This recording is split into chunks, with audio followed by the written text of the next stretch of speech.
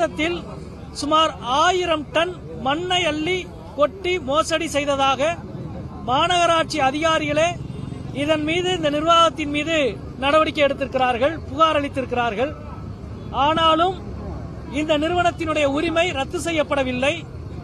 தேர்தலுக்கு பிறகு ஏற்கனவே உங்களுக்கு தெரியும், கோட் ஆஃப் கான்டக்ட் தேர்தல் விதிமுறைகள் நடைபெற்றிருந்த நேரத்தில் தான் சித்திரை திருவிழா வந்தது.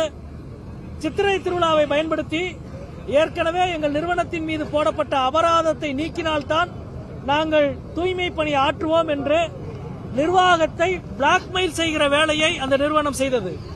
சித்திரை திருவிழாவினுடைய பல லட்சம் பக்தர்கள் வந்து செல்லுகிற சித்திரை திருவிழாவில் ஏற்படுகிற குப்பைகளை அள்ள நாங்கள் மாட்டோம், எங்கள் மீதான அபராதத்தை ரத்து செய்ய வேண்டும் என்று சொன்னது. ஆனாலும் நிர்வாகம் உறுதியாக இருந்து அவர்களுக்கான அபராதத்தை ரத்து செய்யவில்லை. இது சார்ந்து தொடர்ந்து நாங்கள் புகார் எழுப்பி வருகிறோம். கடந்த 10 நாட்களுக்கு முன்பு மீண்டும் தூய்மை பணி ஆற்றுவதற்கு, குப்பைகளை அகற்றுவதற்கு பதில் மண்ணை அள்ளி கொண்டு போய் போட்டு குப்பை அள்ளுவதாக கணக்கு காட்டினார்கள். அப்படி மண்ணை அள்ளுகிற லாரியை கையுங்களவுமாக பிடித்து காவல்துறையிடம் ஒப்படைத்திருக்கிறோம். அதன் பிறகு கடந்த 2 வாரங்களாக மாவட்ட ஆட்சியர் அலுவலகத்தில் நடந்த ஆய்வுக் கூட்டம், எனது தலைமையில் நடந்த திசா கூட்டம் ஆகியவற்றில் இதன் மீது உரிய நடவடிக்கை எடுக்க வேண்டும் என்று தொடர்ந்து சொல்லியிருக்கிறோம். இப்பொழுது வரை இந்த நடவடிக்கையில் எங்களுக்கு திருப்தி இல்லை. எனவே மார்க்சிஸ்ட் கட்சி இன்றைக்கு ஒரு பெரும் போராட்டத்தை, ஆர்ப்பாட்டம் என்ற துவக்க நிலை போராட்டத்தை நடத்துகிறது. இந்த நேரத்தில் நான் தமிழக முதலமைச்சர் அவர்களை கேட்டுக்கொள்கிறேன். மாண்புமிகு தமிழக முதல்வர் அவர்களே, உங்கள் துறையின் கீழ், உங்களின் பொறுப்பின் கீழ் வருகிற ஒரு துறை, இந்த துறையில் தனியார் மயத்தினுடைய ஒரு குறிப்பிட்ட நிறுவனம் மிகப்பெரிய மோசடியை செய்கிறது.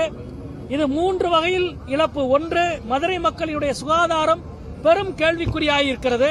குப்பைகள் பல வாரங்களாக அள்ளப்படாமல் தெருக்களிலே தேங்கியிருக்கிறது. 2, அரசாங்கத்திற்கு பல கோடி ரூபாய் நஷ்டத்தை உருவாக்குகிறது. 3, குப்பை அள்ளுவதற்கு பதில் மண்ணை அள்ளி கொண்டு போய் கொட்டி கணக்கு காட்டுகிற வேலையை தொடர்ந்து செய்து வருகிறது. ஆனால் அந்த நிறுவனத்தின் மீது எந்த நடவடிக்கையும் இப்பொழுது வரை எடுக்க முடியவில்லை. தொடர்ந்து மாவட்ட ஆய்வுக் கூட்டங்களிலும் நாங்கள் தெரிவித்து விட்டோம். வெறும் ஒரு 10 நிறுவனத்தினுடைய கொள்ளை லாபத்துக்காக 5 கோடி மக்களினுடைய சுகாதார வாழ்வு, நல வாழ்வு பலியாக்கப்படக்கூடாது என்பதுதான் மார்க்சிஸ்ட் கட்சியின் நிலைப்பாடு.